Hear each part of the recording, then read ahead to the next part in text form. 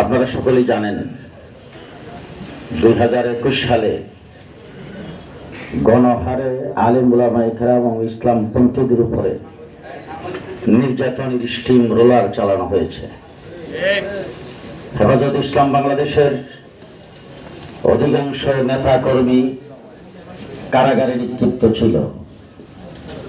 একে একে আলহামদুলিল্লাহ সুম্মা আলহামদুলিল্লাহ গত পরশুদিন সর্বশেষ হযরত মাওলানা মামুনুল হক সাহেব বের হয়ে আসছেন জেল থেকে। উলামায়ে কেরাম, হেফাজত নেতৃবৃন্দ এবং কর্মীদেরকে মুক্ত করার জন্য যারা রাত্রকে দিন মনে করেছেন, রাত্র দিন 24 ঘন্টা যারা পরিশ্রম করেছেন, বিভিন্ন দুয়ারে যারা দৌড়াদৌড়ি করেছেন, কোথায় গেলে মুক্তি হবে, কার কাছে গেলে মুক্তি হবে, কিভাবে মুক্ত করা যায়, সেই ফিকির নিয়ে যারা 24 ঘন্টা ঘুরতেন, তাদের মধ্যে আমাদের সংগ্রামী মহাসচিব হযরত মাওলানা শেখ সাজিদুর রহমান, অধ্যক্ষ মিজানুর রহমান দেওয়ানার হযরত এবং আমাদের বিভাগের মহাসচিব হযরত মাওলানা মাহফুজুল হক অন্যতম, অন্যরাও তাদের সাথে চেষ্টা করেছেন,